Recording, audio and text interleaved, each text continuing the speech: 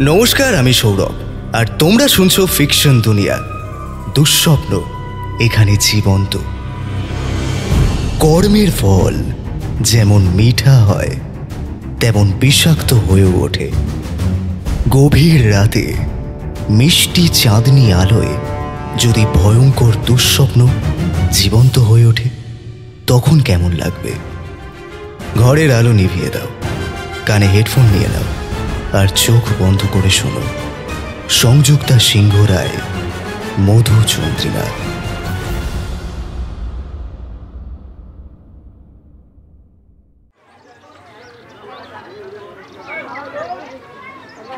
কখন শুরু হবে তাহলে? উল্টুবাবু তো চলে এসেছে, এবার মনে হয় শুরু হবে। পুরো গ্রামের লোক তো চলে এসেছে গো। আসবে না, উল্টুবাবুর সভা বলে কথা। সেদিন ছিল বুধবার, 26শে জুন। কাঁঠালপাড়া ঘনশ্যাম ধর উচ্চ বালিকা বিদ্যালয়ের সামনের মাঠে একটি রাজনৈতিক সভা আয়োজিত হয়েছে। পৌর নির্বাচনের নির্দল প্রার্থী পল্টু পাখাধরা, তার উদ্যোগে এই সভা অনুষ্ঠিত হয়েছে। তিনি সভার শেষে সিলিং ফ্যান দান করবেন। উফ বাবা রে বাবা, গরমে আর ভালো লাগে না। কখন সিলিং ফ্যানটা দেবে বলো দেখি? সভায় পল্টুর ভাষণ শোনার চেয়ে সিলিং ফ্যান পাওয়ার আশায় এই বিশাল বড় ময়দান প্রায় ভর্তি। মানুষের ভিড় উপচে পড়েছে, অপেক্ষা পল্টুর ভাষণ শেষ হওয়ার। মোটামুটি যা গরম পড়েছে তাতে সকলেই হাঁসফাঁস করছে। সিলিং ফ্যান সকলের বাড়িতেই প্রায় আছে, তবু ফ্রিতে পেলে মানুষ কি কিছু ছাড়ে? নমস্কার সকল মা, বোন, দিদি, দাদা, কাকা, বাবা, সকলকে আমার নমস্কার। আমি মানে আপনাদের পল্টু, আপনাদের ঘরের ছেলে। আপনাদের সকলকে ভালো রাখা আমার কর্তব্য। সেজন্যই আপনাদের মঙ্গলের জন্য আমি সিদ্ধান্ত নিয়েছি আমি রাস্তায় নেমে আপনাদের হয়ে কাজ করব। আর সেই জন্যই আমি তৈরি করি এই দল। এ তো আপনাদেরই দল, আমি তো আপনাদের কর্মচারী, আমি আপনাদের ভাই, আমি আপনাদের দাদা, আমি আপনাদের নিজের ঘরের ছেলে। আপনারা বিপদে পড়েন, আপদে পড়েন, আমার কাছেই তো আসবেন। সাধারণভাবে কি আর আমি আপনাদের সব উপকার করতে পারবো? তাই জন্যই তো আমার এই দল তৈরি করা। সামনে আমাদের পৌর নির্বাচন, দয়া করে আমাকে আপনাদের সেবা করার সুযোগ দিন। রবীন্দ্রনাথ বলেছেন, জীবে প্রেম করে যেই জন সেই জন সেবিছে ঈশ্বর। পাশ থেকে ঘনা বলল, দাদা ওটা রবীন্দ্রনাথ বলেনি, স্বামী বিবেকানন্দ বলেছিল। রবীন্দ্রনাথ নয়, আসলে ওটা স্বামী বিবেকানন্দ। আমার কাছে যেই রবীন্দ্রনাথ সেই স্বামী বিবেকানন্দ। এনারা তো মহাপুরুষ, কোনো মহাপুরুষকে আর আলাদা হয়? সবই তো ঈশ্বরের অংশ, সবার তো একই কথা। আসল কথা তো জীবের সেবা। আমি তো সেই পথেই চলতে চাই। আপনারা শুধু সুযোগ করে দিন, আপনাদের ছেলে যেন আপনাদের পদসেবা করতে পারে। তাই জন্যই তো আমি ঠিক করেছি আজ আমি সবাইকে সিলিং ফ্যান দান করব। এই গরমে সারাদিন কঠোর পরিশ্রমের পর যাতে মানুষ ঘরে ফিরে দুদণ্ড শান্তির হাওয়া খেতে পারে। শালা জীবের সেবা মারাচ্ছিস? তোর মুখে জুতো! তোকে আজকে আমি শেষ করবই। দেখ, আজকে তোকে আমি শেষ করবই শালা। আরে কি বলেন কি? আরে উনি পল্টু বাবু, এমন বলো না, একদম না। আজ এই পল্টুর বদন বিকেলে দেবো আমি। সরে যান বলছি, সব সরে যান এখান থেকে। হঠাৎই চেঁচামেচির শব্দ শোনা গেল। পল্টু ঘনাকে বলল, কি হচ্ছে কি ঘনা? সবাটা তো একদম মেরে দিলি। বলেছিলাম গেটে ভালো লোক রাখতে। দেখ যা, এসব চ্যাংড়ামো আমার একদম ভালো লাগে না। এদিক ওদিক দেখবি, একদম ফাটিয়ে দিবি। বিশাল থাকলে আর এসব হতো না। এদিকটা সামলে তো আমার বিশালের কেসটা দেখতে হবে, হসপিটাল যেতে হবে। আরে চাপ নিও না দাদা, দাঁড়াও কে ঝামেলা করছে মালটাকে দেখি, পেয়ে দিয়ে লাল করে দেব। ঘনা আরো 2-4 জনকে নিয়ে একটু এগিয়ে গেল। ভিড় ঠেলে ধাক্কা মেরে পল্টুর দিকে এগিয়ে আসছে মধু। এক ধাক্কায় ঘনাকে ঠেলে ফেলে দিয়ে পল্টুর বুকে ঝাঁপিয়ে পড়ল মধু। পল্টুর জামার কলার চেপে ধরে এক ধাক্কায় পল্টুকে মাটিতে ফেলে তার বুকের ওপর উঠে বসে মধু জ্বর ঘুষি চালাতে শুরু করলো। মধুর রক্তচক্ষু দেখে পল্টু ভয়ে একাকার। শুয়োরের বাচ্চা, রাজনৈতিক নেতা হয়েছিস? শালার নেতা কোথাকার! আজকে তোকে দেখ কি করি আমি। ছাড়া মাই। 6 ফুট উচ্চতায় আর সুঠাম দেহের মধুর শক্তির সঙ্গে পাল্লা দিতে পারছে না পল্টু। ঘনা সহ আরো 4-5 জন মিলে কোনো রকমে মধুকে টেনে তোলে, তবু মধুকে ধরে রাখার সাধ্য তাদের নেই। শুয়োরের বাচ্চা, শেষ করে ফেলবো আজকে তোকে। দেখ, ছেড়ে দেখ তোরা, খেলে দেখ না, এই জানোয়ারটাকে আমাকে মেরে ফেলতে রে বলছি। তোর জন্য সব শেষ হয়ে গেছে আমার, সব। তোকে তো আমি ছাড়বো না শালা। খেপে গেছে মালটা। এখন না বেঁধে রাখ ওকে। এই কে কোথায় আছিস? মেজবাবুকে একটা ফোন করতো। বলতে বলতেই মেজবাবু অর্থাৎ রতন দস্তিদার এসে হাজির। এই তো দাদা, বলুন। আর কি বলবো, আপনার তো এখানেই থাকার কথা ছিল। এদিকে দেখুন কি সব হয়ে গেল। এই খেপা কুত্তাটাকে ধরে নিয়ে যান তো। কে এটা? আসলে আমি এখানে সব ঠিক আছে দেখে একটু থানায় গেছিলাম, কনস্টেবল ফোন করলো এদিকে নাকি কি সব ঝামেলা হয়ে গেছে। কে ছেলেটা? আপনাকে মারছে কেন? ওসব ছাড়ুন, আপাতত আপনি নিয়ে যান। আমার সভাটা শেষ করতে দিন। সবাই মিলে আমার সবার পুরো একেবারে মেরে দিল। অফিসার রতন দস্তিদার মধুকে থানায় নিয়ে গেল।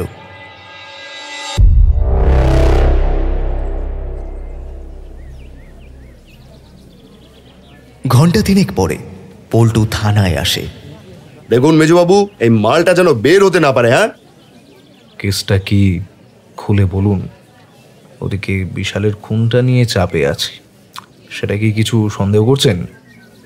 এই বাতি রিক্সাওয়ালা মালটা বিশালকে খুন করেছে? হ্যাঁ, কে পাতি রিক্সাওয়ালা? আপনি তাহলে বালের পুলিশ। ওর ঝাঁপিয়ে পড়া দেখে বুঝতে পারছেন না ও পাতি রিক্সাওয়ালা? শালা গন্ডারের মতন ক্ষমতা, যা গলা চেপে ধরেছিল। আমি বেঁচে আছি আর কথা বলছি, এটাই অনেক। হ্যাঁ, তা ঠিক আছে, কিন্তু ও তো বলছে ওর বউ মেয়েকে খুন করা হয়েছে। আপনি বিশাল মানে আপনারা মিলেমিশে করেছেন? আপনি একটা আস্ত রাম পাঠা। সেই থেকে বলছি ও মানসিক ভারসাম্যহীন হয়ে পড়েছে।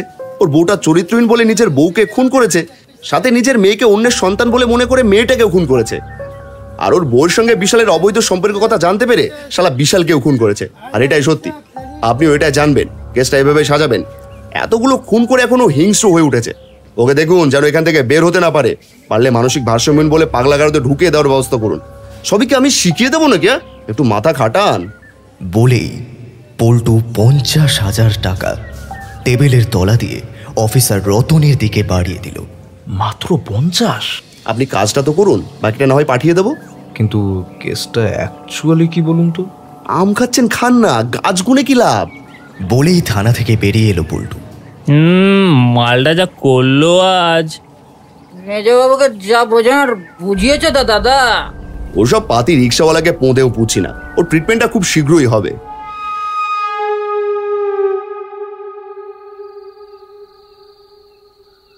রাত তখন প্রায় 10:30। পল্টুর বাড়ির একতলায় অফিস সহ বসার ঘর। সেখানেই মূলত পল্টুর সঙ্গে সবাই দেখা করতে আসে। রোজ প্রায় রাত 9টার পর অফিস বন্ধ করে পল্টু তার সাঙ্গপাঙ্গদের নিয়ে আড্ডা জমায়। সেদিনও ঠিক তাই। বিশালের দেহ সৎকার করে সেদিন সবাই মিলে সময়ের একটু আগে মদের আসরে বসে। আসলে পল্টুর মনটাও একটু খারাপ। নিজের ডান হাত হারিয়ে যাওয়ার একটু তো ব্যথা থাকবেই। এই বিশালই ছিল পল্টুর সব সময়ের সঙ্গী। গতকাল রাতে সেই খুন হয়। সে কারণে সকালের সভার পর বিশালের সমস্ত কাজ করে পল্টু। আসলে এমনই সময়ে বিশালের মৃত্যুর খবরটা পায় যে সে সময় সভা বন্ধ করা সম্ভব হয় না। আর তাছাড়া যেন তেন প্রকারেরও ভোটে এবার ওকে জিততেই হবে। ওই বিশালের মতো লোকজন আসবে যাবে, তা বলে কি পল্টুর থেমে গেলে চলবে? সে যাই হোক, পল্টু একেবারে মদের নেশায় সোফায় মুখ গুঁজে পড়ে রয়েছে। তখনই দরজার বাইরে থেকে একটা ডাক। ঘনা কাকু, বাবাকে মা খেতে ডেকেছে, যদি এখন না যায় তাহলে ঘরে ঢুকতে দেবে না। বলেই গজা উপরে চলে গেল। গজা হলো পল্টুর একমাত্র ছেলে, 10 বছর বয়স ওর। একেবারে মায়ের প্রতিচ্ছবি। গোলগাল চেহারা, মানে একটু বেশি গোলগাল, মাথা ভরা চুল, গায়ের রং একেবারেই কালচে। গজার গলা পেয়ে পল্টু একটু নড়ে চড়ে উঠল। কিরে ঘনা, বাপন, পচা কানু, সব গেলি কোথায়? বলো দাদা। যা, আজকের মতো বাড়ি যা। আমি উপরে গেলাম। বলে তোর বৌদি আবার চেঁচাবে। ঘনা, বাপন, পচা, কানুরা সবাই চলে যাওয়ার পর পল্টু টলতে টলতে কোলাপসেবল গেটের তালা দিয়ে সিঁড়ি দিয়ে উপরে উঠে গেল।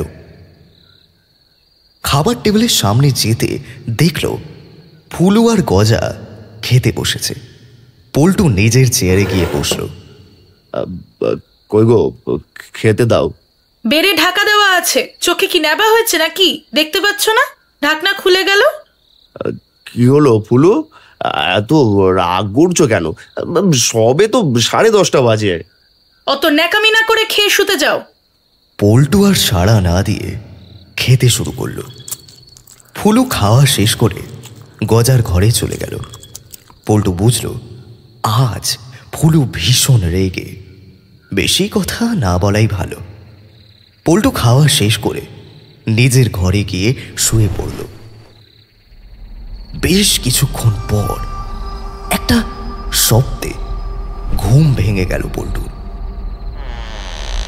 পল্টুর ঘরের দরজাটা হাওয়ার ধাক্কায় খুলে গেল। পল্টু দরজার দিকে তাকিয়ে জিজ্ঞাসা করল, কে কে ফুলু? কোনো উত্তর না পেয়ে পল্টু আবার বলল, কি গো, রাগ করে আছো? দরজার কাছ থেকে একটা নারী মূর্তির অবয়ব ক্রমশ ঘরের ভেতর ঢুকে এগিয়ে আসছে। পল্টু ঘুমের ঘোরে থাকায় প্রায় চোখ বন্ধ করেই বলে চলেছে, তো কথায় কথায় রাগ করলে চলে? আজ এমন একটা দিন, বিশালটা চলে গেল, সব ছেলেপুলের মনটা খারাপ, তাই ওদের সঙ্গে একটু ছিলাম, এই আর কি। পল্টু নানান কথা বলা সত্ত্বেও ও প্রান্ত থেকে কোনো উত্তর বা শব্দ আসছে না। সেটা দেখে পল্টু উঠে বসল। সেই নারী মূর্তির অবয়বটা এবার পল্টুর খাটের পাশে এসে দাঁড়িয়েছে। প্রচণ্ড ঝড় আর বিদ্যুৎ চমকাচ্ছে বাইরে। বিদ্যুতের ঝলকানিতে আলো এসে পড়ে ওই নারী মূর্তির অবয়বের উপর। সেই আলোতে নারী মূর্তির চেহারা দেখে আঁতকে ওঠে পল্টু। লাফিয়ে খাটের কোণে এসে জড়ো হয়ে যায়। এ কি, তুমি এখানে কি করে? তুমি তো... পল্টু ঘেমে নিয়ে একাকার। সেই মহিলাটি আস্তে আস্তে এগিয়ে আসছে পল্টুর দিকে। 2 হাত বাড়িয়ে দিচ্ছে পল্টুর দিকে। পল্টু এক লাফে বিছানা থেকে নেমে ঘর থেকে বেরিয়ে যেতে যায়। ঠিক তখনই দরজাটা তড়াম করে বন্ধ হয়ে যায়। প্রবল ঝড়, বৃষ্টি, বিদ্যুৎ চমকানোর আওয়াজে হয়তো চাপা পড়ে যাচ্ছে পল্টুর চিৎকার। আমি কিছু করিনি, আমাকে ছেড়ে দাও। হাত জোড় করে কাকুতি মিনতি করতে থাকে পল্টু। ঘরের এক কোণে মাথা নিচু করে বসে পড়ে সে। একটা হাতের স্পর্শে পল্টু মাথা তুলে তাকিয়ে দেখে 5 বছরের একটি ছোট্ট বাচ্চা মেয়ে। মুখটা সাদা ফ্যাকাশে হয়ে আছে। মাথার কাটা জায়গা থেকে রক্ত বেরিয়ে মুখের এক পাশ ভিজে গেছে। গলাতে ছুরি দিয়ে কাটা দাগ, যা থেকে রক্ত চুইয়ে চুইয়ে পড়ছে। মেয়েটা দাঁত বার করে হাসছে।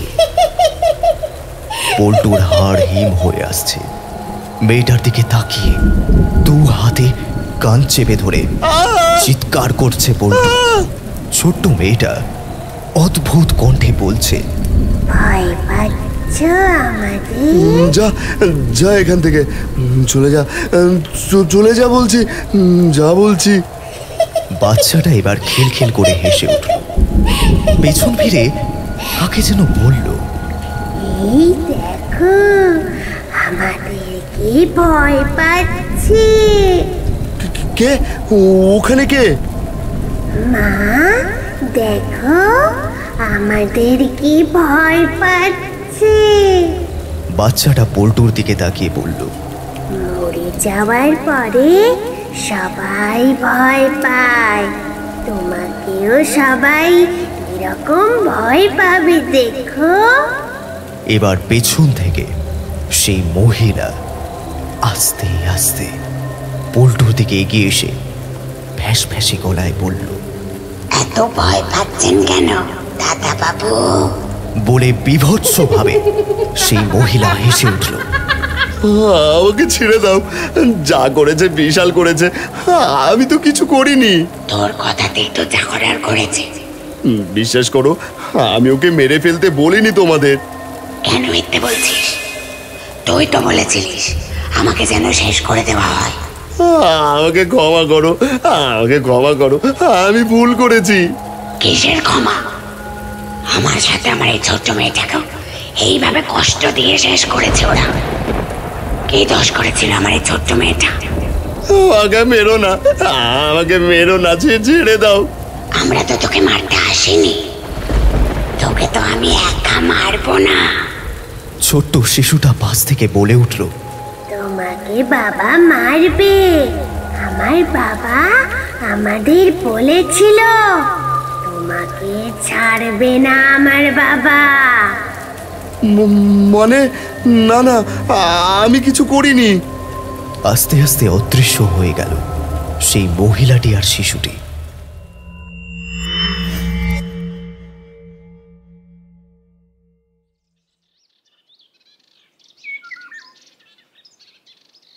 পরদিন সকালে রতন দস্তিদার পল্টুর বাড়িতে হাজির।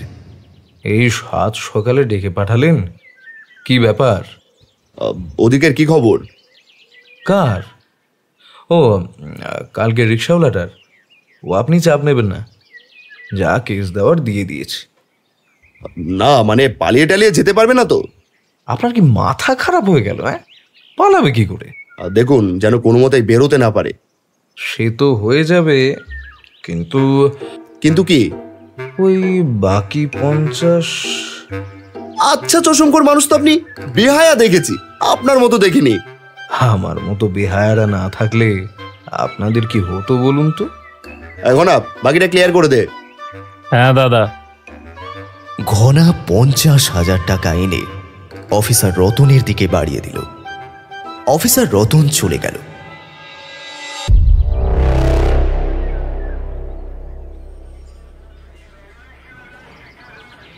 থানা থেকে এসে অফিসার রতন দেখল একজন কনস্টেবলের সাথে মধুর প্রায় হাতাহাতি কাণ্ড। মধুকে জল খাবার দিতে এসেছিল। মধু সেগুলোকে ধাক্কা মেরে ফেলে দেয়। কনস্টেবল তখন তাকে বলে, ফুটপাতের রিক্সাওয়ালা, তার আবার এত তেজ কিসের? বউ মেয়েকে খুন করেও শান্তি হয়নি তোমার? কি কথা বলছিস সেটা ভেবে বল, তোকেও এক্ষুনি। ব্যাস, মধু রেগে গিয়ে কনস্টেবলকে প্রায় মারধর শুরু করে। কি হবে এত রাগ দেখিয়ে? নে, জলটা খেয়ে নে। না লাগবে না। লাগবে লাগবে, কতক্ষণ আর জল না খেয়ে থাকবি? দেখ, জলে থেকে কুমিরের সঙ্গে লড়াই করে লাভ নেই, এখানেই তো থাকতে হবে। কতদিনের উপোস করে থাকবি বল? আমি থাকবো না এখানে। আমি ওই পল্টু পাখা ধরাকে ছাড়বো না। একটাকে শেষ করেছি, এটাকে না শেষ করা অবধি আমার শান্তি নেই। আরে থাম থাম, বেশ সাহস আছে তোর, মানতে হবে। মারতে পারিস আর না পারিস, এই যে মারবি বলেছিস, এটাই বা কম কিসের? কিন্তু কিন্তু কি বলতো, এইসব ভেবে কোনো লাভ নেই। তার চেয়ে শান্তিতে খাওয়া দাওয়া কর, এখানে ভালো করে থাক। না, শান্তি তো আমি ওকে খুন করলে তবেই পাবো। ও যতক্ষণ বেঁচে থাকবে আমি ততক্ষণ শান্তি পাবো না। কেসটা কি বলতো? তোর বউয়ের তো বিশালের সঙ্গে সেই কেস, তা তুই জানলি কি করে? এক ঘরে দেখেছিলিস নাকি? না, মুখ সামলে কথা বলুন। আমার বউ সম্পর্কে নোংরা মুখে একটাও কথা বলবে না, বলে দিচ্ছি।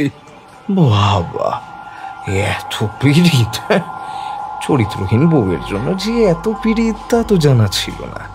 একদম চুপ, আমার বউ চরিত্রহীন নয়। তাহলে মারলি কেন? আমি তো বিশালকে মেরেছি, আর বেশ করেছি। আমার বউ মেয়েটাকে ওভাবে শেষ করেছে শুয়োরের বাচ্চা। অফিসার রতন দস্তিদার এবার একটু নড়ে চড়ে বসল। বিষয়টা জানতে হচ্ছে। অফিসার রতনের কপালে ভাঁজ পড়েছে। মধুর কথা শুনে মিথ্যে মিথ্যে বলছে বলে তো মনে হচ্ছে না। ওদিকে পল্টুবাবুও তো কিছু বলবেন না। মধু ছাড়া এই বিষয়ে জানার জন্য তো আর কোনো উপায় নেই। মানে তুই শুধু বিশালকে মেরেছিস? স্বীকার করছিস তো? হ্যাঁ মেরেছি তো, হ্যাঁ মেরেছি। এর জন্য কি করবেন? আমাকে ফাঁসি দেবেন? হ্যাঁ, তাহলে শুনুন, পল্টুকে খুন করে নি, তারপর যা শাস্তি দেবেন তাই নেব আমি, ঠিক আছে? তুই কি মনে করিস তোর বউয়ের সঙ্গে সত্যিই বিশালের কোনো সম্পর্ক ছিল না? না, ছিল না। তুই বড্ড বোকা। তোর বউ তো শুনেছি বেশ সুন্দর দেখতে ছিল। সব সুন্দরী মেয়েদের এরকম পরকীয়া কেস থাকে।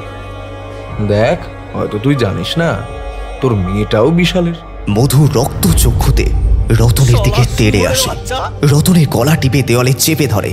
আমার বউকে তুই কতটুকু চিনিস? হ্যাঁ, কতটুকু চিনিস? ওরকম বাবা বড় একটা মেয়ে, কত অবহেলায় মানুষ। আমাদের বিয়ের পর নিজের হাতে সুন্দর করে সাজিয়েছিল আমাদের সংসার। আমার আর কি ছিল? কি ছিল? আমি তো সামান্য একটা রিক্সাওয়ালা, এক জায়গা ছোট্ট ঘরে থাকি। সাতকুলে তো কেউ নেই আমার, কেউ খোঁজও রাখে না। পাড়া প্রতিবেশীর মধ্যে এক জেঠিমা ছিল, আমায় খুব ভালোবাসতো। সে একদিন বললো একটা মেয়ে আছে, বিয়ে করবি? আমি কি বলি, বললাম তোমরা যা ভালো বোঝো করো। তারপর একদিন চন্দ্রিমাকে দেখতে গেলাম। চন্দ্রিমা ওর পিসির কাছে মানুষ। চন্দ্রিমা জন্মানোর সময় ওর মা মারা যায়, আর তার বছর 3 পরেই টিবি রোগে ওর বাবাটা মারা যায়। তারপর ওর পিসির কাছেই থাকা। আমাদের বিয়ে হলো জ্যৈষ্ঠ মাসের এক সন্ধ্যায়, সামনের মা নিস্তারিণী কালী মন্দিরে। তারপর ওকে নিয়ে এলাম আমার বাড়িতে। জেঠিমাই ওকে বরণ করে ঘরে তোলে। এসো মা, এই দুধ আলতার থালায় পা রেখে ঘরে এসো। চন্দ্রিমা সেই প্রথম আমার অগোছালো ঘরে আসে। ওর শান্ত স্বভাব, মিষ্টি হাসিতে আমার ঘর আলো ঝলমলে হয়ে ওঠে। এই হলো তোমার সংসার। আজ থেকে এটাই তোমাকে সাজিয়ে নিতে হবে। আমাদের মধু কিন্তু বড্ড ভালো ছেলে। আমি তো পাশেই আছি, রোজ একবার করে খোঁজ নিয়ে যাব। দরকার হলেই আমাকে ডেকো, সব রান্না করে রাখা আছে, তোমরা খেয়ে নিও। কাল বউ ভাত, তার পরের দিন থেকে তোমায় কিন্তু নিজেকেই রান্না করতে হবে বাবু। তা তুমি রান্না বান্না জানো তো? হ্যাঁ, পিসির কাছে আমি তো রোজ রান্না করতাম। বাহ, তবে তো ভালো কথা। রান্নাঘরে কোথায় কি আছে একটু দেখে নিও। মনে তো হয় না তেমন কিছু আছে। তুমি একটা ফর্দ করে দিও, মধু তোমায় বাজার থেকে সব এনে দেবে। আর হ্যাঁ, এদিকে বড্ড কারেন্ট চলে যায়, হারিকেন মোমবাতিগুলো হাতের কাছে রেখো। শোনো, আলমারি পত্র তো কিছু নেই, একখানা ট্রাঙ্ক আছে চৌকির নিচে, ওতেই 4খানা সুতির ছাপা শাড়ি, সায়া, ব্লাউজ আর একখানা গামছাও আছে। আপাতত ওগুলো কাজে লাগবে, তারপর মধু তোমায় এনে দেবে। জেঠিমা চলে গেল। পরদিন বউ ভাত। দুপুরে ভাত কাপড়ের আচার নিয়ম হলো। দিন গড়িয়ে সন্ধে নামল। জেঠিমার কথায় পাড়ার 2-1জন মিলে ফুল দিয়ে ঘর সাজিয়ে গেল। আজ ফুল সজ্জা। ভাত কাপড়ের সময় থালায় যে লাল রঙের শাড়িটা মধু দিয়েছিল, সেটাই চন্দ্রিমাকে পরানো হয়েছে। খোপায় আলতো করে জুঁই ফুল জড়ানো, গলায় চওড়া জুঁই ফুলের মালা। মধু ঘরে ঢুকে দেখল ঘরের মেঝে এক কোণে বসে চন্দ্রিমা হ্যারিকেনে কেরোসিন তেল দিচ্ছে। মধু অবাক হয়ে বলল, এ কি, এখন এসব কি করছো? হারিকেনটা মুছে একটু তেল দিয়ে রাখছি। মধু হো হো করে হেসে উঠল। যত ভুলভাল কাজ, এখন এসব করে কি হবে? উঠে এসো। এই তো হয়ে গেছে। মধু চন্দ্রিমার হাত ধরে টেনে তুলে বিছানায় বসালো। ওসব ছাড়ো, এখানে বসো। একখানা লাল রঙের ছোট্ট ব্যাগ, সেটার চেন খুলে মধু গোলাপি কাগজে মোড়া কি যেন বার করলো। দেখো তো তোমার পছন্দ হয় কি? এসব আবার কি? কি আবার? আজকের দিনে তোমায় কিছু দেব না, সেটা হয়? চন্দ্রিমা কাগজের মোড়া খুলে দেখল একজোড়া পায়ের তোড়া। মধু চন্দ্রিমার হাত থেকে পায়ের তোড়াটা নিয়ে চন্দ্রিমার পায়ে পড়াতে যায়। এ মা, ছি, পায়ে হাত দিচ্ছ কেন? কেন? তুমি আমার চেয়ে কত বড়, আমি ছোট না? কেউ পায়ে হাত দেয়? কিসের ছোট বড়? তুমি তো আমার বউ। আমি অত পড়ালেখা নাই বা করি, তবে এটুকু জানি স্বামী স্ত্রীর মধ্যে ছোট বড় হয় না, সব সমান সমান। তুমি দাও, আমি পড়াবোই, আমি জানি না। মধু চন্দ্রিমার পায়ে নূপুর জোড়া পরিয়ে দিল। তোমার পছন্দ হয়েছে তো? কেন হবে না? ভেবেছিলাম যদি সোনার কিছু দিতে পারি, কিন্তু পারলাম না। বিয়ের বাকি খরচাপাতি করতে গিয়ে বেশ কিছু টাকা খরচ হলো। 1000-2 টাকা ছিল, তাতে এর চেয়ে বেশি কিছু হতো না। পরে না হয় অন্য কিছু দেব। এই বা সোনার চেয়ে কম কিসের? এই আমার কাছে সোনা হিরে সবার চেয়ে দামি। এত সম্মান, ভালোবাসা, যত্ন দিয়ে তুমি আমায় এটা দিলে, এর চেয়ে মূল্যবান আমার কাছে তো আর কিচ্ছু নেই। ঘরটা বড্ড ছোট, তাই না? তোমার খুব অসুবিধা হচ্ছে নিশ্চয়ই। ধুর, কিসের অসুবিধা?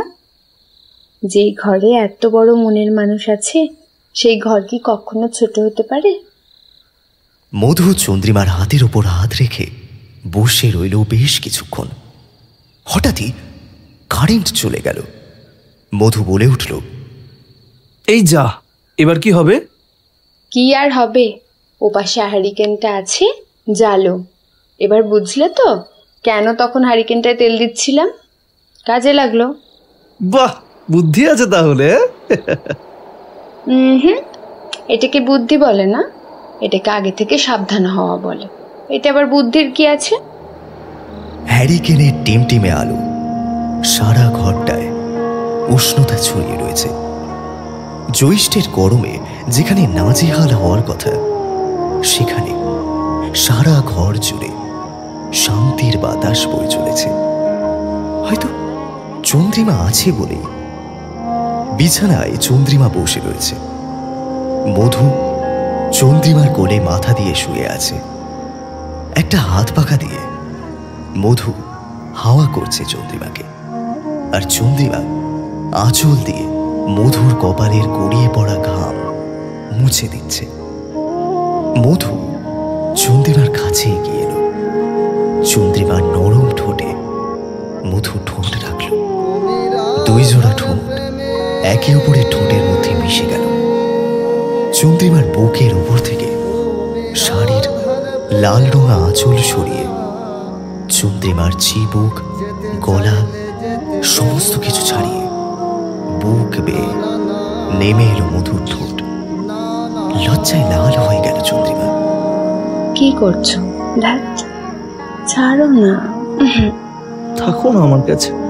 আলতো হাতে মধু চন্দ্রিমার কোমর চেপে ধরে আরো কাছে টেনে নিল। চন্দ্রিমার চোখে মুখে একটা হালকা হাসি। মধুর ঘামার্ত পিঠ 2 হাতে চেপে ধরেছে চন্দ্রিমা। এ যেন জন্মান্তরের মিলন। এই মিলনের সাক্ষী রূপে ক্ষণে ক্ষণে বেজে ওঠে তার উপস্থিতি জানান দিচ্ছে চন্দ্রিমার পায়ের নূপুর। সেই রাতে কারেন্ট আর এলো না। হ্যারিকেনের আলোর শিখা কমতে কমতে নিভে এলো।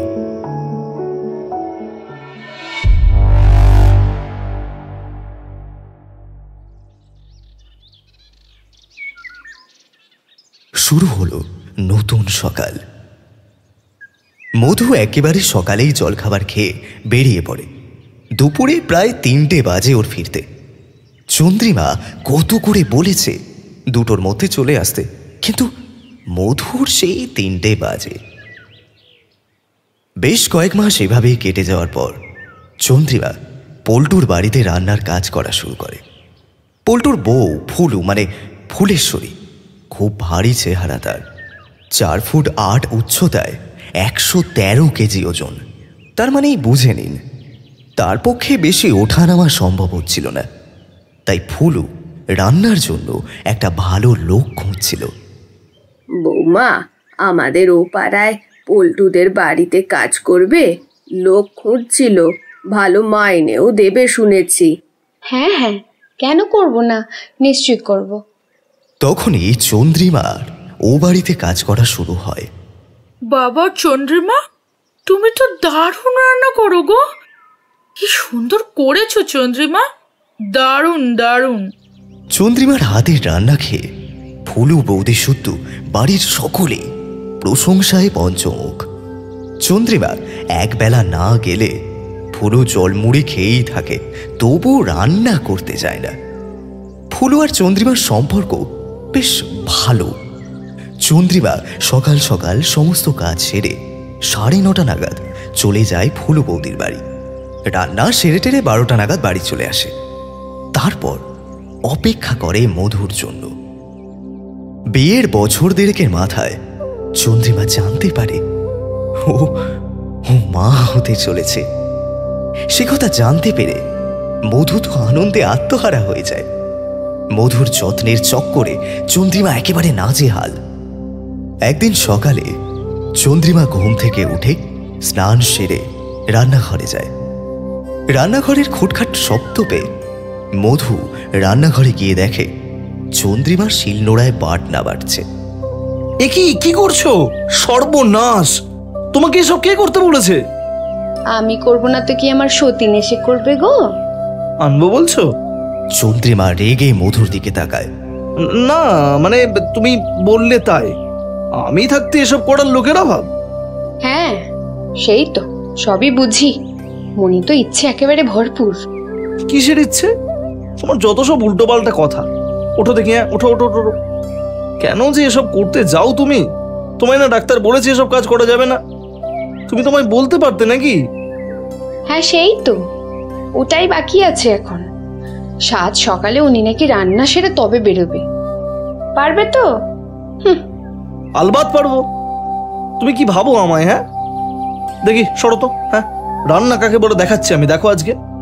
সেই থেকে সমস্ত কাজ মধু সকালে করে দিয়ে যায়। আবার রাতে ফিরে বাকি কাজকর্ম করে। দুপুরে বাড়ি এসে চন্দ্রিমাকে খাবার ওষুধ খাইয়ে তবে যায়।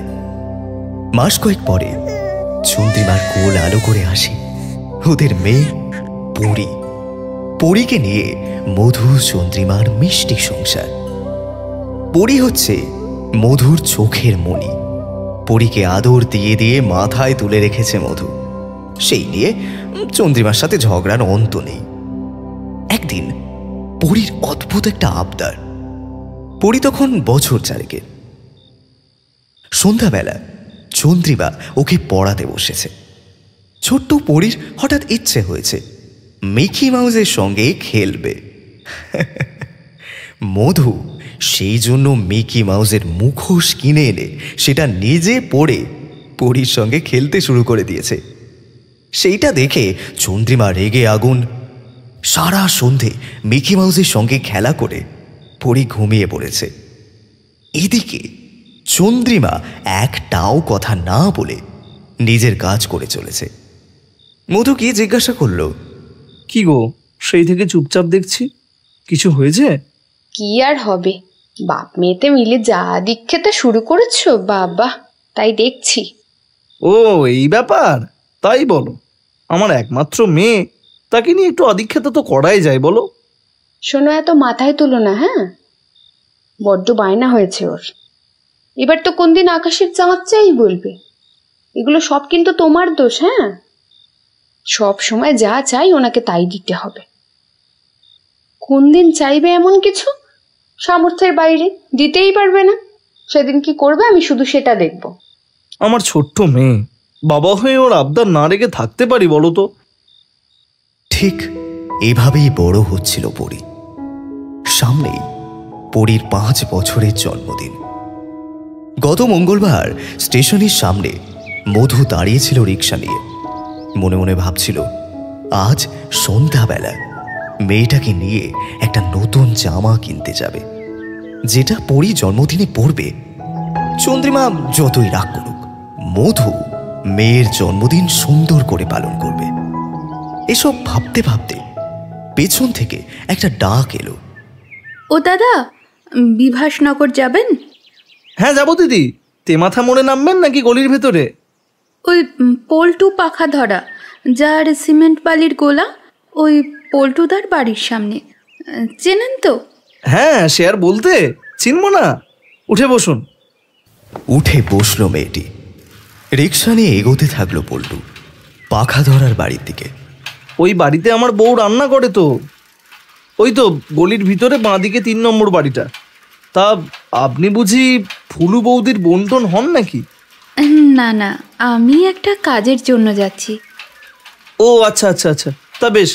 পল্টুদা তো বেশ ভালো লোক। এই তো পৌরসভার ভোটে দাঁড়াচ্ছেন। দেখুন, আপনার কাজ হয়তো হয়েই যাবে। এই যে এসে গেছি দিদিমণি। ওই হলুদ রঙের 3 তলা বাড়িটা দেখছেন, ওটাই পল্টুদার নিচেই অফিস। আপনি বেল বাজান, আর যদি গেট খোলা থাকে ঢুকে যান। অনেক ধন্যবাদ দাদা। কত ভাড়া হলো? ওই 20 টাকা। টাকাটা মিটিয়ে মেয়েটা এগিয়ে গেল পল্টুর বাড়ির দিকে। বাড়ির সামনে গিয়েই বেল বাজাতেই গেট খুলে বেরিয়ে এলো চন্দ্রিমা। কাকে চাই? পল্টুদা আছেন? ও দাদাবাবু, হ্যাঁ আছেন তো। আপনি ভিতরে এসে একটু বসুন, আমি ডেকে দিচ্ছি। আর আপনার নামটা যেন কি? আমি সরস্বতী দাস। আমি আগের দিন ফোনে কথা বলেছিলাম, উনি আজ আসতে বলেছিলেন। বসার ঘরে সরস্বতীকে সোফায় বসতে বলে চন্দ্রিমা সিঁড়ি দিয়ে উপরে চলে গেল। দাদাবাবু, একজন এসেছে, নাম বলছে সরস্বতী দাস। আপনার সঙ্গে দেখা করতে চাইছে। আমি নিচের ঘরে বসিয়ে রেখেছি। ও সরস্বতী দাস, হ্যাঁ হ্যাঁ আসছি আমি। আর শোনো, তোমার সব কাজ হয়ে গেছে? না মানে, বৌদি কাল যাবার সময় বলে গিয়েছিল দুবেলারই রান্না করে যেতে। এবেলার ওই ভাত, মুগের ডাল, মাছের মাথা দিয়ে পুঁই শাক, মাছের ঝাল আর একটু আমের চাটনি করেছি। আর বাকি আছে একটু ওই বেলার রুটি। আর থাক থাক, আর বলতে হবে না, যা ভালো বোঝো করো, যাও। চন্দ্রিমা চলে এলো নিচে। এই নাও শরবত। বড্ড গরম তাই না বাইরে? আমার কাছে জল আছে তো। সে থাকুক না, তুমি এখন এটা খাও তো। বলছি, পল্টুদা কি বললেন? একটু বসো, আসছে। চান করে উঠে দাদাবাবু আবার পুজো করে, তারপরে কি সব ধ্যান ট্যান করে গো, তাই একটু সময় লাগছে। তুমি বসো, হ্যাঁ, আমি ওদিকের কাজগুলো একটু সেরে নিই। চন্দ্রিমা রান্নাঘরের দিকে চলে গেল। প্রায় 20-25 মিনিট পর পল্টু নিচে নেমে এলো। পল্টুকে দেখে সরস্বতী উঠে দাঁড়িয়ে বলল, এসো অফিসে গিয়ে বসে কথা বলি। এই পাশে অফিস আমার। বসার ঘরের সাথে লাগোয়া একটা ঘর, সেটাই পল্টুর অফিস। আগে এখানে সিমেন্ট বালি সংক্রান্ত বিষয়ে কাজ হলেও ইদানিং রাজনৈতিক কথাবার্তাও পল্টু এখানেই আলোচনা করে। অফিসে ঢুকেই সরস্বতী দেখল প্রায় 10 ছেলে বসে রয়েছে। একটু অস্বস্তি লাগছিল বটে, কিন্তু উপায় নেই, প্রয়োজনটা তো নিজেরই। এসো সরস্বতী, বসো। এবার বলো কি বলবে। আসলে দাদা, ওই আপনার সঙ্গে যে আগের দিন কথা হলো, আপনি বললেন না এমএলএর সাথে কথা বলবেন আমার কাজের ব্যাপারে। আজকে আসতে বলেছিলেন, তাই জন্যই তো এলাম।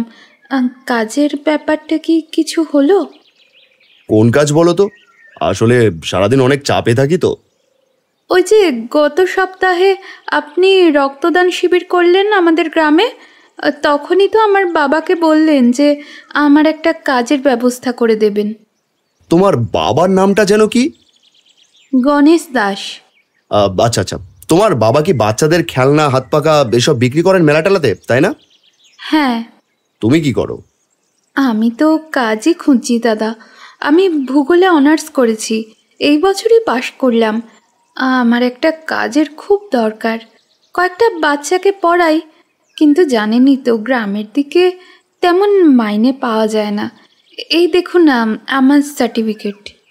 বলেই সরস্বতী ব্যাগ থেকে সমস্ত রেজাল্ট আর সার্টিফিকেট বের করে রাখলো টেবিলে। আরে ভূগোল নিয়ে পড়েছো বুঝলাম, বিয়ে পাস না করলে কি আর আজকাল চাকরি হয়?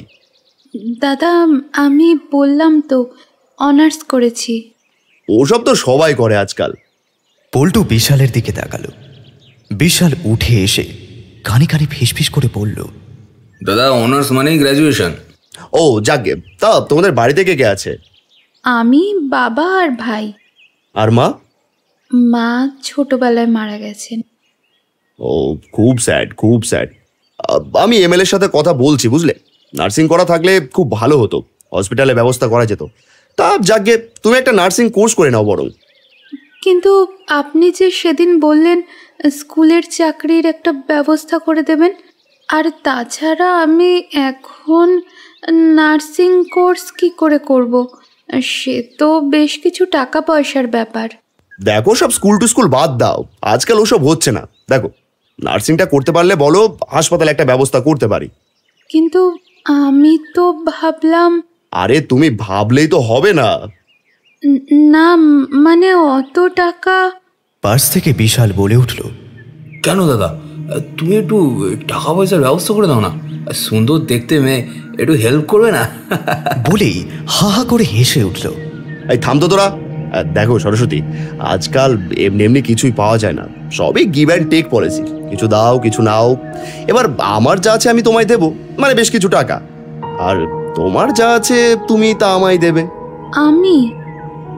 দাদা, আমি ঠিক মানে বুঝলাম না, আমি আর কি করতে পারি আপনার জন্য? সে অনেক কিছু, বয়স কম তো তাই বুঝতে পারছো না। আমি একটু বুঝিয়ে দেবো নাকি দাদা? দরজার বাইরে দাঁড়িয়ে সমস্তটা শুনেছে চন্দ্রিমা।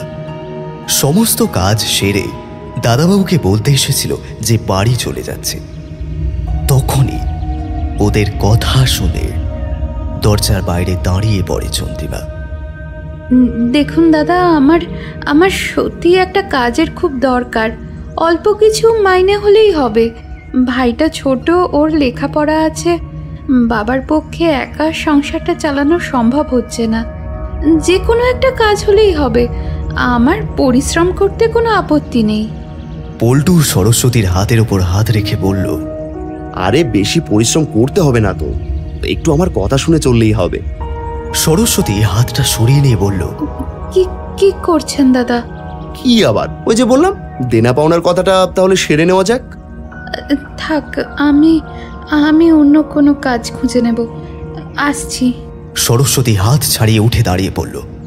ঘর থেকে বেরিয়ে যেতে যাবে এমন সময় বিশাল ওর সামনে দাঁড়িয়ে বলল, দাদার কথা তো এখনো শেষ হয়নি, যাওয়া তো যাবে না। কে আপনি? সরে যান। আমাকে চেনো না?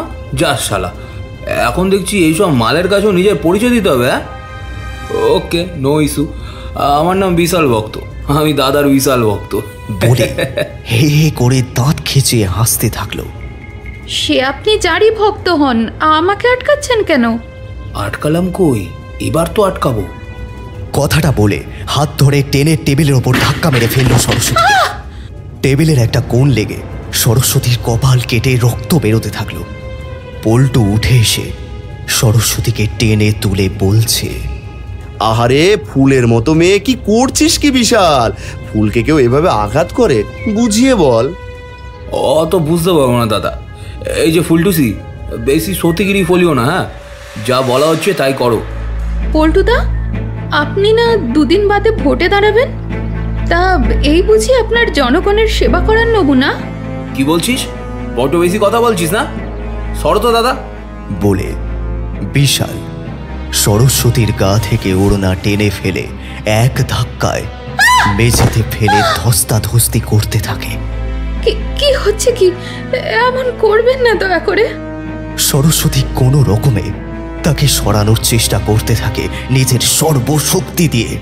পল্টু চেয়ারে বসে হাতে সিগারেট নিয়ে চরম আনন্দে হাসতে থাকে। বিশাল সরস্বতীর গলা টিপে ধরে। খুব খুব মুখ দিয়ে কষা বেরোচ্ছিল, তাই না?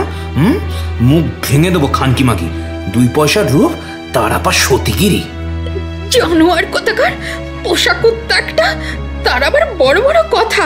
বিশালকে এক ধাক্কায় সরিয়ে সরস্বতী উঠে বের হতে যাবে ঘর থেকে, ঠিক এমন সময় চুলের মুঠি ধরে দেওয়ালে মাথা ঠুকতে থাকে বিশাল। ছাড় আমায়, ছাড় বলছি। সরস্বতীর ওড়না দিয়ে ওর হাত দুটো পেছন বরাবর চেপে বেঁধে দেয় বিশাল। পল্টুর হাতের সিগারেটটা নিয়ে বিশাল সরস্বতীর গলায় ছেঁকা দেয়। কেমন লাগছে? তারপর বিশাল আর পল্টুর বিভৎস কুৎসিত হাসিতে ভরে ওঠে সারা ঘর। চিৎকার করতে থাকে সরস্বতী। বিশাল নিজের কোমরের থেকে বেল্ট খুলে মারতে থাকে সরস্বতীকে। একটা সময় পরে ক্লান্ত হয়ে লুটিয়ে পড়ে মেয়েটা। মাটিতে পড়ে থাকা সরস্বতীর দিকে এগিয়ে আসে পল্টু। মারের পর মার খেয়ে রক্তাক্ত হয়ে পড়ে থাকা সরস্বতীর দেহতে নর পিশাচের মতো ঝাঁপিয়ে পড়ে পল্টু। ঠিক তখনই চন্দ্রিমাকে দেখতে পায় পল্টু। কাচের দরজার বাইরে দাঁড়িয়ে চন্দ্রিমা চিৎকার করে চলেছে, যদিও সেই চিৎকার ঘরের ভেতর আসছে না। নিরুপায় হয়ে চন্দ্রিমা বাইরে থেকেই চিৎকার করে চলে। করো না এরকম, তোমরা কি মানুষ? কেন করছো এরকম? দরজাটা খোলো। দরজা খোলার জন্য আকুতি মিনতি করে। পল্টু বিশালকে বলে, ধর মালটাকে, দেখ যেন বাড়ি থেকে বেরোতে না পারে। বিশাল ছুটে গিয়ে দরজা খুলে চন্দ্রিমাকে নিয়ে রান্নাঘরে আটকে রাখে। তোরা তো বিশাল একটা। মেয়েটা কি দোষ করেছিল? হ্যাঁ, কি দোষ করেছিল? ওটাকে রান্নাঘরে আটকে রেখেছি দাদা।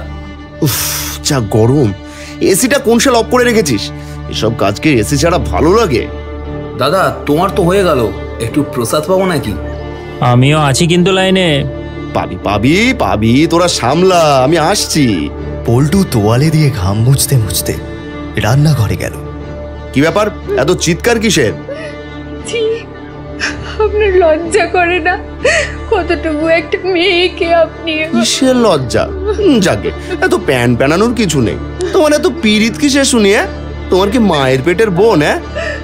মায়ের পেটের বোন না হতে পারে। কোনো মেয়ে তার শত্রুরও এমন দৃশ্য সহ্য করতে পারে না। এর শাস্তি আপনাকে পেতেই হবে। আমি একটা মেয়ে হয়ে একটা মেয়ের এমন সর্বনাশ সহ্য করব না। কি চেয়েছিল মেয়েটা? হ্যাঁ, একটা কাজই তো, তা দিতেই যদি না পারেন তাহলে এরকম করবেন। শোনো, ভাত বাড়ো, বিশাল ঘনারাও খাবে, সবাই আসছে। আপনাদের মতন জানোয়ারদের এখন আমি ভাত বেড়ে খাওয়াবো? কখনো না। তাহলে ভগবান আমায় কোনোদিন ক্ষমা করবে না। বৌদি ফিরুক, আমি সব বলবো, সব। আমি পুলিশে যাব। পল্টু চুলের মুঠি ধরে চন্দ্রিমাকে ঠাস ঠাস করে চড় মারে। খুব রস হয়েছে না তোর? ওটার হাল দেখেও এত চোপা, তোরও এরকম হাল করা উচিত, বুঝলি? এতই যখন শখ, ভাড়া করা গুন্ডার মতন একটা ভাড়া করা তো বেশ্যাও রাখতে পারেন। এভাবে সাধারণ মেয়েগুলোর জীবন কেন নষ্ট করছেন? হ্যাঁ, এই নিষ্পাপ ফুটের মতন মেয়েগুলো কি দোষ করেছে? দুনিয়ায় দেহ ব্যবসা করে এমন হাজারো মেয়ে পড়ে রয়েছে, তাদের কাছে যেতে পারেন না? একটা নোংরা মানুষ। আপনাকে আমি ভাত বেড়ে খাওয়াবো? আপনাকে ভাত বেড়ে খাওয়ানোর থেকে রাস্তার কুকুরকে খাওয়ানো ভালো। যত বড় মুখ নয় তত বড় কথা। আমার বাড়িতে কাজ করে সেই পয়সা যে মুখে অন্ন ওঠে, সেই মুখে এত বড় বড় কথা আসে কোথা থেকে? ছি, ঘেন্না করছি আমার যে এই বাড়িতে এতদিন রেধে বেড়ে একটা কুলাঙ্গারকে খাইয়েছি আমি। তোর ব্যবস্থা হচ্ছে, দাঁড়া। দাদা, মেয়েটা তো লটকে গেল, নিঃশ্বাস নিচ্ছে না তো। কি বলিস? আরে চাপ হয়ে যাবে তো। টাকা পয়সা দিয়ে মুখটা বন্ধ করে রাখা যেত, টুপকে গেলেই তো চাপ। এক কাজ কর, আপাতত গোডাউনে নিয়ে যা, আর ওই মালটাকেও। রাধুনি মালটা? হ্যাঁ, তেজ আছে। বৌদি কখন আসবে দাদা? 3টে বাজতে গেল, এক্ষুনি না চলে আসে, তোরা বেরিয়ে পড়, কাজটা মিটিয়ে তারপর খাবি। দাদা খিদে পেয়েছে, আগে খেয়ে নিতাম একটু। দাদা কি বললো শুনলি না? এসে খাবি, এখন চ।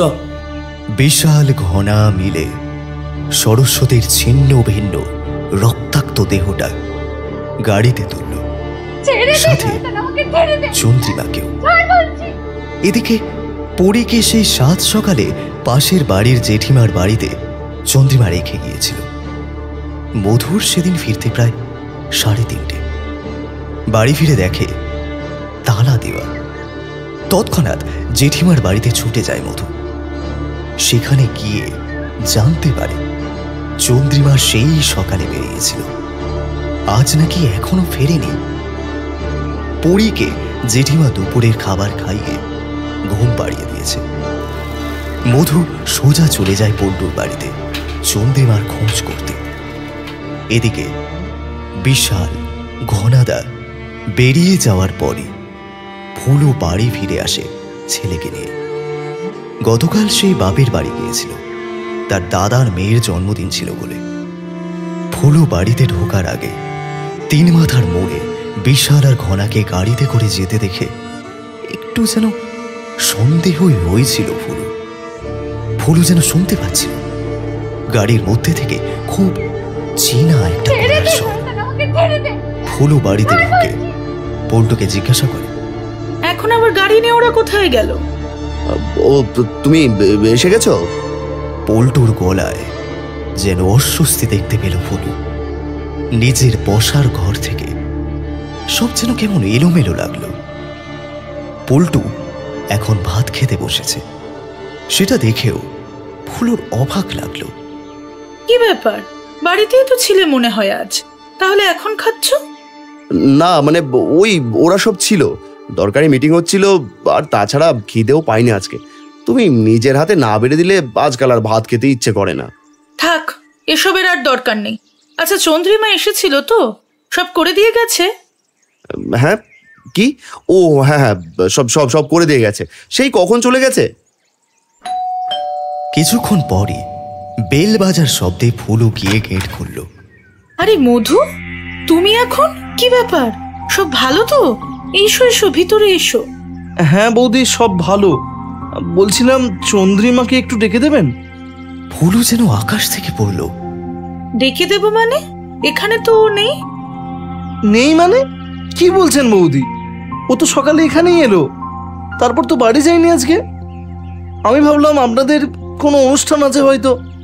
না না, আমি গতকাল থেকে বাড়ি ছিলাম না। চন্দ্রিমাকে বলে গিয়েছিলাম আজ এসে দুবেলা রান্না করে যেতে। তোমার দাদা বলল চন্দ্রিমা এসে কাজ করে নাকি চলে গেছে অনেক আগে। না বৌদি, কোথাও ভুল হচ্ছে, ও বাড়ি যায়নি। ফুলু একটু চিন্তিত হয়ে চুপ করে রইল, তারপর বলল, শোনো মধু, আমার খুব একটা ভালো লাগছে না, মনে হচ্ছে কিছু একটা গন্ডগোল আছে। তুমি একবার গোডাউনে যাও, খুব সাবধানে কিন্তু। কি বলছেন বৌদি, গোডাউনে কেন যাব?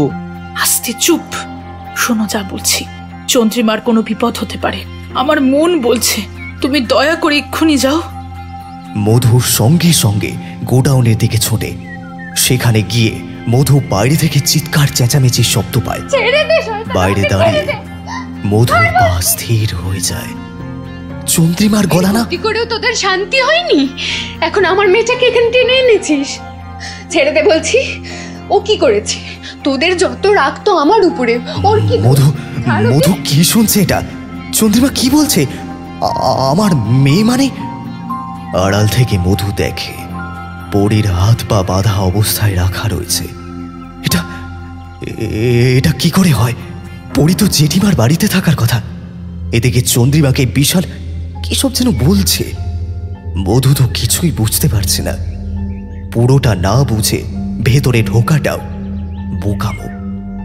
যদি ওরা কোনো ক্ষতি করে পরী বা চন্দ্রিমার। শোন, তোকে সাবধান করছি, যা দেখেছিস শুনেছিস বুঝেছিস সেসব ভুলে যা। নিজের মেয়েটার যদি ভালো চাস তাহলে ভুলে যা। ভুলে যাব মানে? একটা নিষ্পাপ মেয়েকে তোরা ওভাবে কষ্ট দিয়ে শেষ করলি, সেটা ভুলে যাব এত সহজে? বিশাল প্রচন্ড রেগে গিয়ে উত্তেজিত হয়ে চন্দ্রিমাকে মারতে থাকে। এদিকে পরী চিৎকার করে ওঠে তার বাবাকে দেখতে পেয়ে। বাবা, এই তো আমার বাবা এসেছে। দাঁড়াও, তোমাদের মারবে আমার বাবা। তোমরা আমার মাকে মেরেছো তো, দেখো তোমাদের এবার কি হয়। কই তোর বাবা? এ ম্যাডাম মায়েরি ফুলঝুরি বড্ড বকে। একদম চুপ, দেব ঠাঁটিয়ে। ও ঠিকই বলছে, ওই ইটের পেছনেই মালটা আছে। বেরিয়ে এসো খোকা, লাভ নেই আর। বিশাল আস্তে আস্তে এগিয়ে আসে সারি সারি করে রাখা ইটগুলোর দিকে। তখন পেছন থেকে মধু পেরিয়ে এসে ঝাঁপিয়ে পড়ে বিশালের উপর। হুড়মুড় করে ইটগুলো পড়ে যায়। মধু বিশালকে মাটিতে ফেলে যাচ্ছে তাই ভাবে এলো পাথারি ঘুষি চালাতে থাকে। পেছন থেকে ঘনা এসে মধুকে টেনে তোলার চেষ্টা করে। এক ধাক্কায় ঘনাকে মাটিতে ফেলে দেয় মধু, আর বুকে পেটে লাথি মারতে থাকে মধু। ঘনা আর মধুর হাতাহাতিতে দুজনেই মাটিতে পড়ে যায়। ঠিক এমন সময় বিশাল পকেট থেকে একটা ধারালো খোড় বার করে এগিয়ে আসে মধুর দিকে। ওদিকে ওদিকে চন্দ্রিমা পরীর হাত পায়ের বাঁধা দড়ি খুলে দেয়। মধুর গলায় বিশাল খুঁড় চালাতে যাবে ঠিক তখনই বলে চিৎকার করে পরী ছুটে এসে মধুকে জড়িয়ে ধরতে চায়। ঠিক তখনই ঘনার ধাক্কায় মধু সরে যায় আর বিশালের হাতের খুঁড় চলে যায় ছোট্ট পরীর গলায়। সেকেন্ডের মধ্যে পরী মাটিতে লুটিয়ে পড়ে। পরীর ছোট্ট দেহ কেঁপে ওঠে। চিৎকার করে ওঠে চন্দ্রিমা আর মধু। বিশালের হাত থেকে খুঁড়টা পড়ে যায়। মধু দৌড়ে এসে বিশালের গলা চেপে ধরে। তখনই বিশাল বলে, বিশ্বাস করো, আমি তোকে মারতে চাইনি, আমি কিচ্ছু করিনি, আমি ওকে মারতে চাইনি। দিক বিদিক শূন্য হয়ে মধু নিজের গলার গামছা বিশালের গলায় পেঁচিয়ে ফাঁস দিয়ে বিশালকে খুন করে। ঠিক যেই সময় বিশালের দেহটা নিস্তেজ হয়ে লুটিয়ে পড়ে মধুর কাঁধে, তখনই চন্দ্রিমার চিৎকারে পেছন ফিরে মধু দেখে চন্দ্রিমার দেহটা ঘনা ধারালো ছুরি দিয়ে কোপাতে থাকে। মধু হতভম্ব হয়ে দাঁড়িয়ে পড়ে। তারপর দৌড়ে আসছে চন্দ্রিমার কাছে। ঘনা ছুটে পালায়। মধুকে ঘনা ধরতে যাবে ঠিক সেই সময় চন্দ্রিমা মধুর হাতটা ধরে বলে, দাঁড়াও, তুমি ওদের ছেড়ো না, ওরা আমাদের পরীকে শেষ করে দিয়েছে। কিচ্ছু হবে না, তোমার কিচ্ছু হবে না চন্দ্রিমা, কিচ্ছু হবে না। আমি ছাড়বো না ওদের। তোমাকে পরীকে হসপিটালে নিয়ে যেতে হবে। না, বড্ড দেরি হয়ে গেছে। তারপর মধুকে সমস্ত ঘটনা বলতে বলতে চন্দ্রিমার দেহটা নিস্তেজ হয়ে গেল। চন্দ্রিমা! পরস্পর চারটি মৃতদেহের মাঝখানে মধু একা বসে রয়েছে। চারিদিকে রক্তের স্রোত বয়ে চলেছে। সেই দিন সারাটা রাত মধু, চন্দ্রিমা আর পরীর মৃতদেহের মাঝখানে বসে থেকেছে সকাল হওয়ার অপেক্ষায়। সমস্ত ঘটনা অফিসার রতন দস্তিদারকে বলতে বলতে চোখ ভিজে আসে মধুর। সমস্তটা শুনে শিরদাঁড়া দিয়ে ঠান্ডা স্রোত বয়ে যায় অফিসার রতনের। মধুর সামনে অফিসার রতনের মাথা আপনা আপনি হেড হয়ে আসে। রতন মনে মনে ভাবে, এই পোশাকটার বোধহয় কোনো কদরই সে করতে পারল না। কয়েকটা টাকার বান্ডিলে বিক্রি হয়ে গেছে রতনের মানবতা, মনুষ্যত্ব আর পুলিশি উর্দির ইজ্জত। রতন চুপচাপ চেয়ার ছেড়ে উঠে চলে যেতে যায়। ঠিক তখনই মধু বলে, স্যার একটা কথা বলবো। টাকাগুলো কোনো ভালো কাজে ব্যবহার করবেন স্যার। আমাদের প্রাণের মূল্য তো, কোনো ভালো কাজে ব্যবহার হলে আমার বউ মেয়ের আত্মাটা একটু হলেও শান্তি পাবে। অফিসার রতন মাথা হেড করে বেরিয়ে যায়।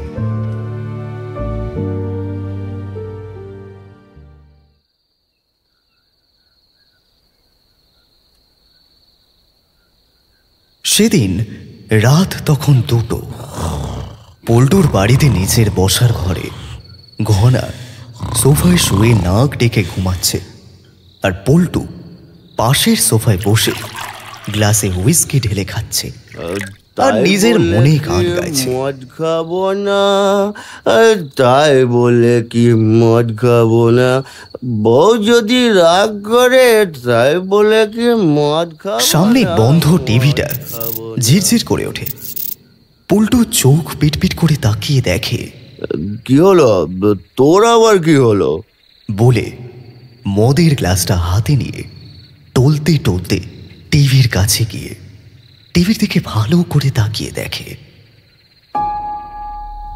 ঠিক তখনই টিভির মধ্যে থেকে ভেসে ওঠে একটা বিভৎস মুখ। দূর বাড়া, এই বাঞ্চোর টিভিটাও দেখছি শান্তি দেবেন, বন্ধ অবস্থাতেও হরর ফিল্ম দেখাচ্ছে। যাকে আজকের মতো এইটুকুই বস, এবার শুতে যাব। বালের বউটাও নেই, বাঁচা গেছে। শালা 10টা বাজতে না বাজতে মাথা পুরো চিবিয়ে গায়। আর তেমনি ছেলেটা পুরো মায়ের ভেড়ুয়া, বাপের বাড়ি। হ্যাঁ, দেখবো দেখবো কতদিন থাকা যায় ওখানে। হ্যাঁ, কথাগুলো বলতে বলতে পল্টু আপন মনে সিঁড়ি দিয়ে ওপরে উঠতে থাকে। হঠাৎ পল্টু দেখে সব আলোগুলো জ্বলছে আর নিভছে। পল্টু অর্ধেক সিঁড়ি উঠে দাঁড়িয়ে পড়ে। ইরে শালা, কালী পুজোর টুনি লাইট নাকি বে, জ্বলছে আর নিভছে। পল্টু সুইচগুলো অফ করার জন্য আবার নিচে নেমে আসে সিঁড়ি দিয়ে। সুইচ অফ করতে যাবে তখনই দেখে রান্নাঘরে প্রেসার কুকারের সিটির আওয়াজ। পল্টু রান্নাঘরের সামনে গিয়ে দেখে পেছন ফিরে একজন মহিলা রান্না করছে। পল্টু সন্দেহবশত তাকে বলে, কে তুমি? নন্দিনী? আগে তো দেখিনি, এখানে এলে কি করে নন্দিনী? নন্দিনী। ঠিক তখনই মহিলাটি পল্টুর দিকে তাকায়। রক্তে স্নান করা একটা বিভৎস মুখ ধীরে ধীরে এগিয়ে আসছে পল্টুর দিকে। এই ঘোনা, ওঠ না বে ঘোনা। পল্টু এক পা করে পিছিয়ে আসছে, আর মহিলাটি পল্টুর দিকে এগিয়ে আসছে। পল্টু পিছুতে পিছুতে চলে যায় অফিস রুমের দরজার সামনে। দরজায় ধাক্কা লাগা মাত্রই পল্টু কাঁচের দরজার ভেতরে তাকিয়ে দেখে অফিস রুমের ঘরের ভেতর একটা অর্ধনগ্ন রক্তাক্ত মহিলা ঘরের ভেতর মেঝে বসে পল্টুকে ডাকছে। কিরে, চিনতে পারছিস না? দেখ, আঁচড়ে কামড়ে আমাকে কেমন বদলে দিয়েছিস। আয় আয়, এই শরীরটাকেই তো তখন ভোগ করার জন্য লালা ঝরছিল, এখন ভয় পাচ্ছিস কেন? ছুঁবি না আমায়? ছুঁয়ে দেখ। না, চলে যা, চলে যা এখান থেকে। পল্টু দৌড়ে এসে ঘনাকে ঘুম থেকে ডাকে। কিরে ঘনা, ওঠ, মরার ঘুম ঘুমাচ্ছে শালা। ঘুম আর নেশার ঘোরে আচ্ছন্ন ঘনা কোনো মতে উঠে বসে। কি হলো? এত ডাকাডাকি কিসের? মাঝরাতে কি আমাকে বৌদি ভাবছো? ঘুমোতে দাও তো। তোর ঘুমের গান মেরেছে। ঘনা আবার শুয়ে পড়ে। পল্টু দৌড়াতে দৌড়াতে হাঁপাতে হাঁপাতে সিঁড়ি দিয়ে উপরে উঠতে যাবে। ঠিক তখনই রক্ত মাখা বিভৎস চেহারার মহিলাটি ভাতের থালা সাজিয়ে পল্টুর দিকে এগিয়ে আসে। কি হলো দাদা বাবু, ভাত খাবেন না? না, যাও এখান থেকে, যাও বলছি। পল্টু চিৎকার করতে করতে উপরে উঠে যায়। পল্টু নিজের শোবার ঘরে ঢুকে তাড়াতাড়ি দরজাটা বন্ধ করে দেয়। তারপর বিছানায় গিয়ে বসে। বিছানার পাশে টেবিলে রাখা জলের গ্লাসটা তুলে নিয়ে জল খেতে যাবে, তখন পল্টু দেখে গ্লাসের জল নয়, রক্ত। ভয়ের চোটে জলের গ্লাসটা ছুঁড়ে ফেলে দেয় পল্টু। এ কি, এ তো রক্ত। ঠিক তখনই একটা শিশু কণ্ঠ বিভৎসভাবে খিলখিল করে হেসে ওঠে। কে তুই? তুই আবার এসেছিস? চলে যা বলছি। আমি সব বুঝতে পারছি, ইচ্ছে করে হচ্ছে এসব সব চক্রান্ত। পাশ থেকে শিশু কণ্ঠটা বলে উঠল, কি হলো কাকু, রক্তটা খেলে না? তুমি তো রক্ত খেতে ভালোবাসো, তাই না? মা বলেছে, তাই তো তুমি সবাইকে মেরে ফেললে। তবে রে শয়তান মেরে, এক চড় মারবো। বেরো আমার ঘর থেকে। পল্টু বিছানার এক কোণে জৌধবু হয়ে বসে রয়েছে। বেশ কিছুক্ষণ কোনো শব্দ না পাওয়ায় পল্টু একটু শান্তি পায়। পল্টু আস্তে আস্তে উঠে যায় বাথরুমের দিকে। বাথরুমে টয়লেট করছে পল্টু। ইতিমধ্যেই কারেন্ট চলে যায়। পল্টু বাথরুমের আয়নার দিকে তাকিয়ে দেখে একটা বিভৎস চেহারার পুরুষ ওর পেছনে দাঁড়িয়ে রয়েছে। আঁতকে উঠে বাথরুম থেকে বেরিয়ে আসে পল্টু। ঘরে আসা মাত্র পল্টু দেখে 4টে মানুষ ওর দিকে এগিয়ে আসছে। তার মধ্যে একজন অর্ধনগ্ন রক্তাক্ত মহিলা, অর্থাৎ সরস্বতী। একজন রক্তে ভেজা কাপড় পরিহিত মহিলা মানে চন্দ্রিমা, একটা ছোট্ট বাচ্চা শিশু যার গলায় কাটা দাগ। এ তো ছোট্ট পরী। আরেকজন পুরুষ যাকে দেখে পল্টু মেলাতে পারছে না। মধু, কিন্তু মধু তো জেলে। তাহলে এখানে এলো কি করে? মধু কি পালিয়েছে জেল থেকে? নানান প্রশ্ন মাথায় ঘুরছে পল্টুর। মধু, তুই এখানে কি করছিস? তুই তো জেলে।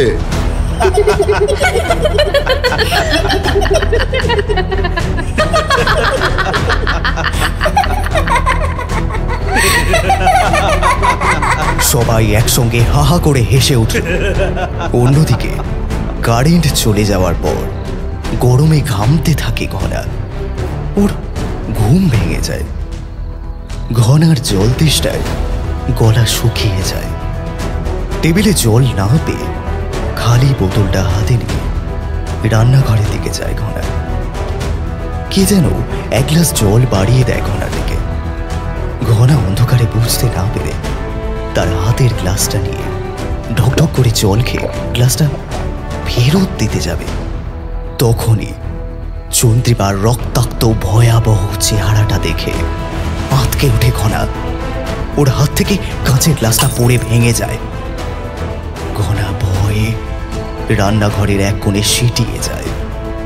চন্দ্রিমা মাটিতে পড়ে থাকা কাঁচের টুকরোটা হাতে তুলে এগিয়ে আসতে থাকে ঘনার দিকে। এ কি করছো? আসবে না, আমার কাছে আসবে না বলছি। দাদা! চন্দ্রিমা তার ভয়ার্ত কণ্ঠে খিলখিল করে হাসতে থাকে। কেউ আসবে না তোকে বাঁচাতে, আরো চিৎকার কর, আরো। চন্দ্রিমা কাঁচের টুকরোটা দিয়ে ঘনার সারা মুখ চিড়ে দেয়। ঘনার নাক, চোখ, মুখ ছিন্ন ভিন্ন হয়ে যায়। গা বেয়ে গড়িয়ে পড়ে রক্ত। চিৎকার করতে থাকে ঘনা। চন্দ্রিমা কাঁচের টুকরোটা গলার নলি বরাবর চালায়। মাটিতে পড়ে ছটফট করতে থাকে ঘনার দেহটা। ঠিক এইভাবেই চন্দ্রিমাও ছটফট করে শেষ হয়েছিল।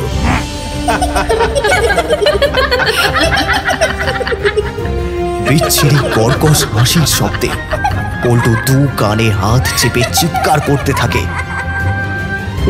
যাও তোমরা, চলে যাও এক্ষুনি। মধু গামছাটা নিয়ে এগিয়ে এলো পল্টুর দিকে। তুমি এভাবে এগিয়ে আসছো কেন?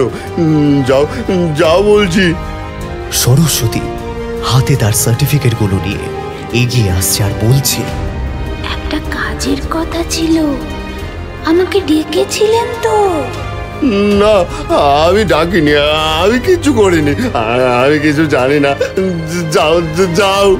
ভাত বেড়েছি দাদা বাবু, খাবেন না? মাছের মাথা, মাংস, অনেক কিছু। না, খাবো না। যাও সবাই, যাও বলছি। পরি একটা মিকি মাউসের মুখোশ পরে এগিয়ে এলো। মুখোশটা খোলা মাত্রই পল্টু চিৎকার করে উঠল। সাদা ফ্যাকাশে মুখের এক পাশ কপালে কাটা জায়গা থেকে বেরোনো রক্তে ভিজে। গলায় হুর চালানো কাটা স্থান বেয়ে রক্ত চুইয়ে পড়ছে। পল্টু চোখ বন্ধ করে চিৎকার করে বলছে, যা এখান থেকে যা। যাবো তো, তোমায় আমার মুখোশ দেখাতে এলাম।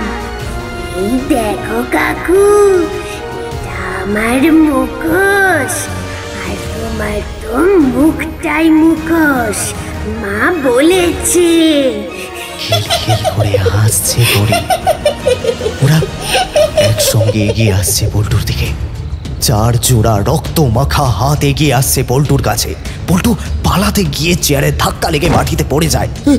অর্ধনগ্ন ভয়াবহ সরস্বতী পল্টুর ওপর ঝাঁপিয়ে পড়ে। ধারালো নখের আঁচড় দেয় পল্টুকে। নখের কায়দায় উপড়ে ফেলে চোখ, যে চোখ দিয়ে সরস্বতীর দিকে কুদৃষ্টি দিয়েছিল পল্টু। আজ সেই চোখের স্থানে শুধুই গর্ত, যা থেকে গল গল করে রক্ত বের হচ্ছে। চন্দ্রিমা পল্টুর হাত দুটো পেছনে টেনে ভেঙে ফেলে। মধু পল্টুর দুটো পাকে ভেঙে দেয়। নিজের গামছা দিয়ে গলায় ফাঁস দিয়ে পাখায় ঝুলিয়ে দেয় পল্টুকে।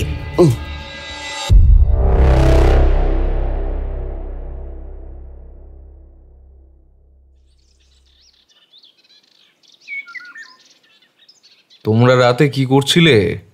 এসব ঘটে গেল, জানতেও পারলে না? আসলে স্যার, রাতে ওকে খেতে ডেকেছিলাম, কিন্তু খেলো না। তারপর তখন 10:30 বাজে আমি ওকে লাস্ট পায়চারি করতে দেখেছিলাম। অনেক পরিশ্রমে আমার একটু চোখটা লেগে গিয়েছিল। আজ সকালে দেখি ওর নিজের একটা গামছা দিয়েই গলায় দড়ি দিয়ে দিয়েছে। অফিসার রতন মধুর মৃতদেহের দিকে তাকিয়ে বসে রইল আর মনে মনে বলল, হ্যাটস অফ টু ইউ মধু। কেন যে আমাদের মতন রতন দস্তিদাররা এই মধুদের মতন হয় না কি জানে। উর্দি গায়ে তোলার পরেও যেখানে সততার অভাব, সেখানে গায়ে সস্তার গামছা দেওয়া দিনমজুরের আত্মশক্তি দেখলে স্যালিউট করতে ইচ্ছে করে।